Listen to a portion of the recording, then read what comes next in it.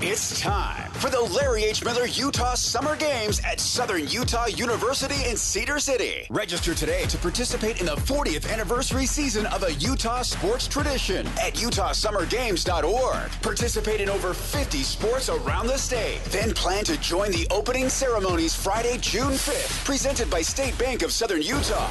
Register today to participate in the 40th anniversary season of the Larry H. Miller Utah Summer Games. Make game day yours. Tickets, food and drinks, stats, and streaming. Everything you need is in the Utah Mammoth app. Download today and make game night easy. Download on both Android and iPhone. Tusk Top. DJ and PK, we're joined once again by Andy Bailey, NBA analyst and writer for Bleacher Report. Andy, good morning. Game one of the NBA Finals in the book. We can't wait to find out what you thought of that game and what you think about this series going forward. I thought it was a blast, honestly, and thanks for having me, guys. Before we jump into that, I just think it's cool that you guys are doing that fundraiser, too. It's a different hospital, but I had 3 sons who spent time in children's hospitals, and those are pretty amazing places. So, to the finals, I thought it was a great game. I thought it was refreshing to not have to worry about flopping as much as I did last series, and part of that is my fault. I just can't I can't get off that topic. It drives me nuts, but it was nice to not really deal with it. I thought both teams played with a ton of effort and energy, and for a little bit there, and I even tweeted about it, and look, I was one of the fools who looked kind of dumb in hindsight, but when San Antonio went up 13 or 14 or whatever it was, I said something like, well, it's kind of hard to see New York's path in this series, even though I picked the Knicks before it started. They just looked – they were kind of overwhelming in the same way they were to the Thunder. They're just big, athletic, and just constant effort. But finally, I think really for the first time all postseason, the experience thing maybe caught up to the Spurs in the fourth quarter, and you could see that the Knicks had been through a lot more battles like this, and specifically Jalen Brunson. And so ultimately, I think the game played out kind of the way I thought it would before the series started. I thought the Knicks would have that edge experience-wise. I certainly wavered from that take in the third quarter, but their just experience and competitiveness proved to be the trump card in that one. Yeah, I think that when you go with the experience, and we were talking about this, you see them, they're down by those double digits. You still have a quarter and a half to go, roughly. So you're not really seeing a whole lot of panic. I mean, my gosh, just look what they did against Cleveland in the fourth quarter. And you talk about the inexperience of the Spurs, and we were talking about this earlier, that I thought watching the Spurs celebrate with that little flurry at the end of the first half, thinking, guys, what are you doing?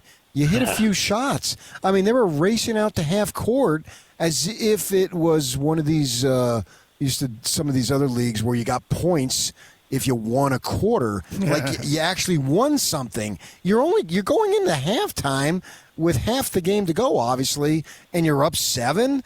And I just thought they were expending too much emotion, acting like it was a big deal, where next year, whenever it is, whether it's this series or, we expect them to be in this position for several years to come, I think you're going to see them walk off the floor and not act like such a big deal, like you accomplished something. All you had was a 7-point lead. Whoop-de, good for you, but it's not anything to go be all joyous about. And I thought that was their inexperience, where the Knicks, even though they're losing at that point, they're unfazed.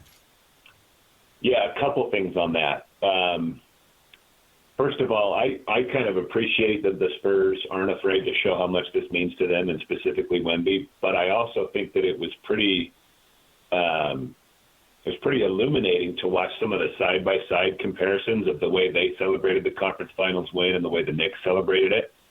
And the Spurs kind of celebrated it like they'd already won it all, and the Knicks kind of just walked off the court because they knew there was more to come. Right.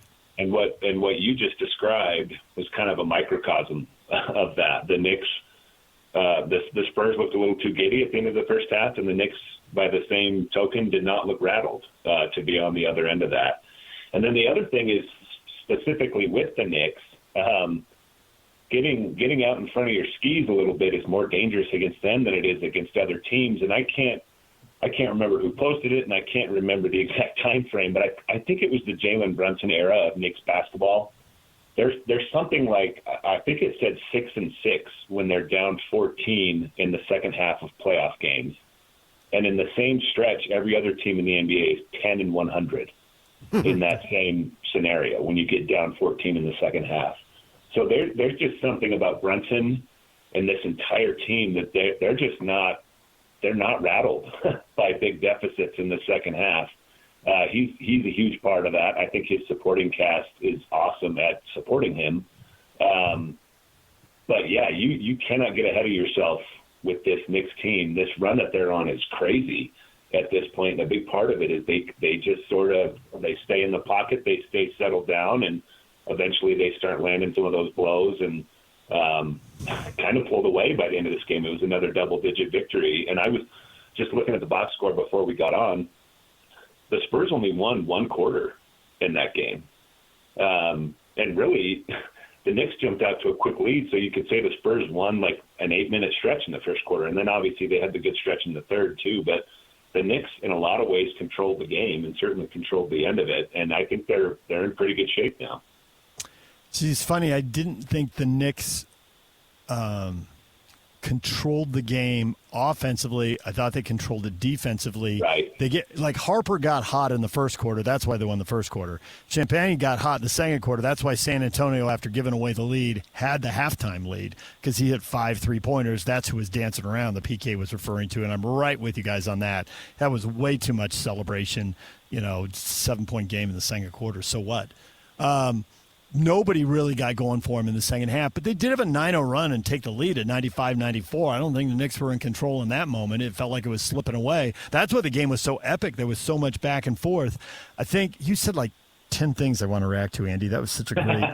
So first off, I think flopping's always a big deal. I think people make a bigger deal in Oklahoma City because there's generally a feel in the league that Seattle should have never lost the team. Oklahoma City shouldn't have the team. They shouldn't have all these good teams. And big markets hate it when little markets win. And there's way too many New York honks in the national media who are getting all weepy because it's their team, and they're whining. And there's also an L.A. honk in the media who's whining about him all the time also. And I think Brunson flops. He was complaining for fouls. He was, in the words of Brian Dunseth, who I called soccer games with, he was pulling up the landing gear and falling down, which I've heard Steph Curry does it too, but people say Steph does it so he doesn't turn an ankle. It's easier to fall down, but it does leave the team 5-on-4 going the other way defending, which can be a problem if the other team's savvy enough to take advantage of it.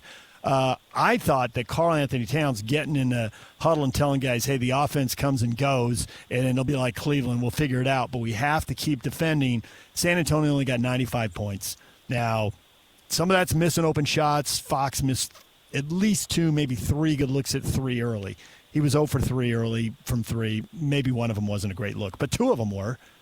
But I thought they took away layups and dunks, and they made Wemby make free throws, and they fouled guys on breakaways so the crowd can't erupt, even if you get the points at the free throw line. The momentum's not the same. I thought it was a really savvy performance by the Knicks. Part of their savviness is good fortune. They didn't celebrate leaving the floor in Cleveland because it was 4-0, and Cleveland was a broken team in Game 2. The Knicks knew they were going to win this series for a long time, whereas the Spurs took down the champs by winning 6-7 and winning a pretty wild game on the road. So I get it, but it does play into their immaturity. They were played a tougher hand, and it did play into their immaturity. Yeah, I think, speaking of making a lot of good points in one go, you just did that as well. I think you make some maybe New York didn't ever have great control of the game, and the way you broke down the runs was good, but I would say that they never lost control either. That's true. And it was, I think it was because of their defense, which you also mentioned, and you brought up Cat, and Brunson's going to get most of the attention, and Josh Hart has understandably gotten a lot of attention. I love the way he plays. I love how hard he plays without, he checks so many boxes without scoring.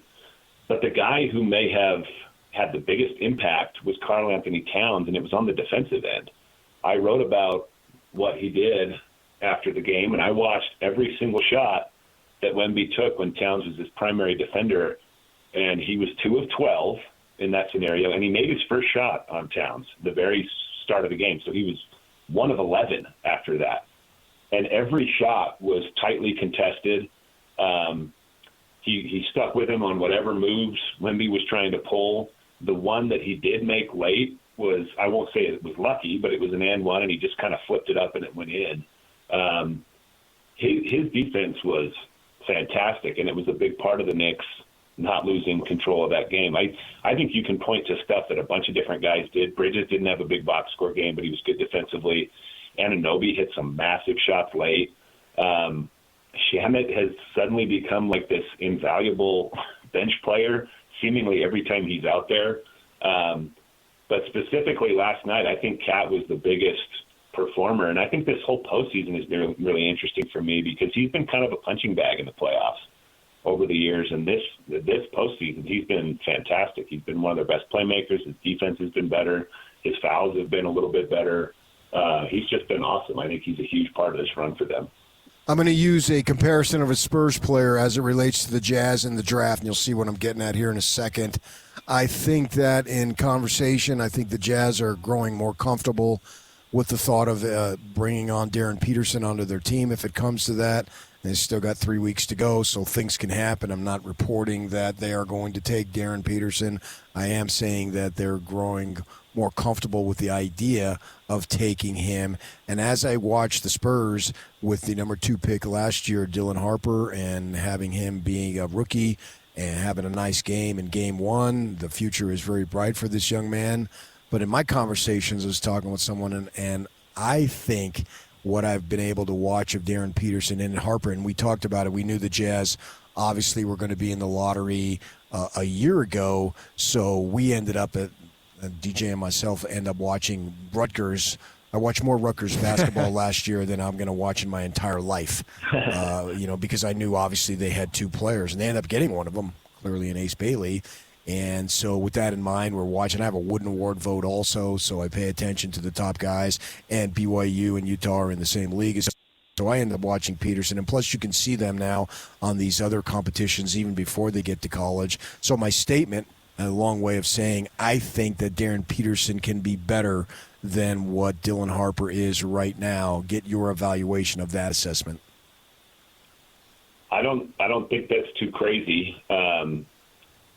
First of all, Dylan Harper has been unbelievable in the playoffs. Right. And this is kind of a backtrack at this point, but we talked about inexperience, and I think one of the guys who really showed inexperience last night might have been Mitch Johnson, the Spurs coach, because to not close with Harper was almost inexplicable to me. So now that I say that, it is kind of a high bar to think that Darren Peterson, by the time the next postseason rolls around, could be as unflappable as Harper has been in this postseason, or at least it seems like a high bar.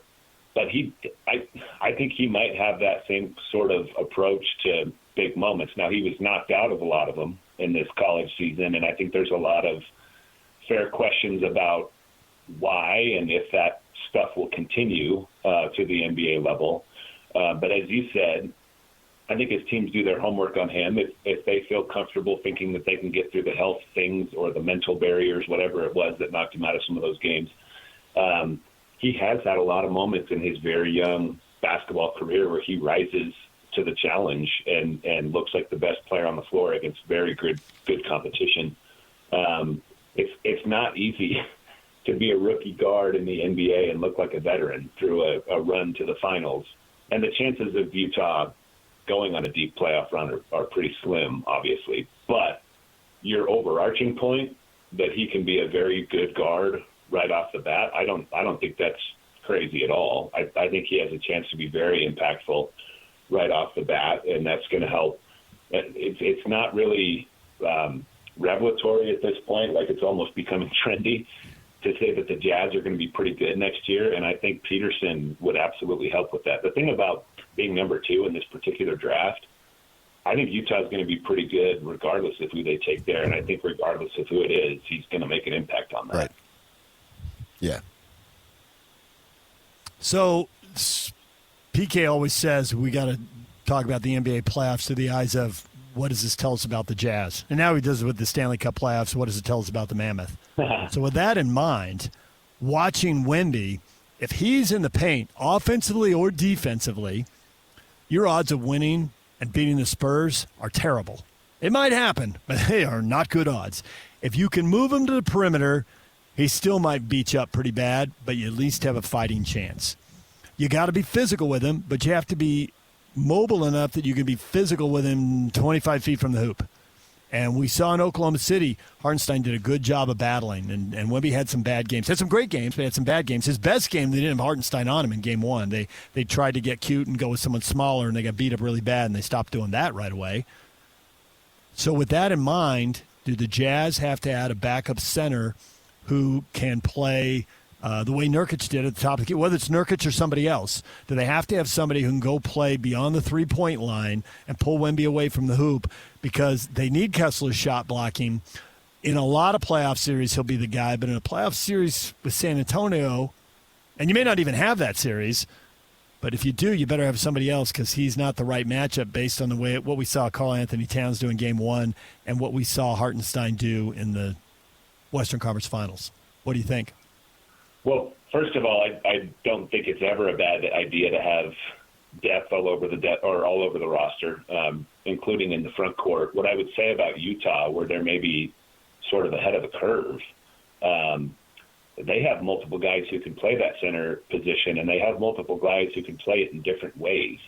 And if you have Triple J at the 5, you need everybody else on the floor to rebound, because he's a pretty bad rebounder. But I think he checks that box that you just brought up about being able to chase Wemby on the outside, and I actually think he might be better at that than just about anybody in the league. He's a very mobile defender on the perimeter, and I think maybe even Markkanen could chase him around a little bit on the outside. And then at the same time, you have the ability to go with the more traditional interior center like Kessler. I think there's already a lot of versatility in that Jazz front court. And we, 10 years ago now, maybe a little bit more, there was a lot of talk about the depth of the center position, and that turned out to be pretty short-lived, because I think size and athleticism are super important now. And the Jazz, again, I think they're ahead of the curve. I think they have size and athleticism. If they add Devonta or Peterson to this group, they can play some huge lineups that don't really give up a ton of mobility. And even if you're worried about, okay, Markkanen's going to have to play the 3, and he's probably going to be beat off the dribble by some guys at that position, you have two absolute erasers waiting on the back line in Kessler and Triple J, either together or, you could stagger those two pretty significantly. And I think there's already a lot of lineup or potential lineup versatility with this team, and they could be one of the better Wemby and Spurs matchups over the next few years. It seems kind of funny to say that about a team that's been so bad wins and losses wise over the last few years, but I think they're going to be able to flip a switch pretty quickly at this point. Andy, I'm known for off-the-wall questions, and you got Wyoming in your background. I've always felt that if they would have put the state's flagship university in Wyoming in Jackson instead of Laramie, they would be a national power. Oh, well, I was just in Jackson a week ago, maybe. Mm-hmm. That really is an unbelievable part of the country, and Laramie's beautiful too. But you get some kid from California or Texas or another warm climate, and they come and visit Laramie in the winter. That's going to be a turnoff for a lot of guys. It's pretty cold. I go up to Jackson every year. I'll be up there in a couple of weeks, and and I go in the summer, obviously, although I've been a couple of times in the winter, and it is spectacular. Yeah. I usually drive up from the south because I'm in Cheyenne, but I was there for work with my brother, and he said, you need to take the northern route home, or you drive in front of the Tetons for a few miles. And I hadn't done that in forever, and it is spectacular. It's just a beautiful drive. Can you imagine what the state legislature in Wyoming would have to pay faculty and staff to live in Jackson Hole, and what they get to pay them because they live in Driggs, Idaho. Everybody lives in Driggs and drives over the mountain. Yeah. We'd have a bunch of legislators coming from out of state. Yeah, right. Andy, we appreciate it as always. Thanks for joining us. Enjoy the finals, and we will talk to you again before the draft, I'm sure. Thanks for having me, guys. Appreciate it. Andy Bailey, NBA analyst and writer for Bleacher Report, join us right here on the Zone. Shehan Jayarajah, CBS Sports national college football writer, will join us at 9 o'clock. We'll get his thoughts on the Big 12. Our spring football tour continues with him coming up in about 15 minutes right here on 97.5, the KSL Sports Zone.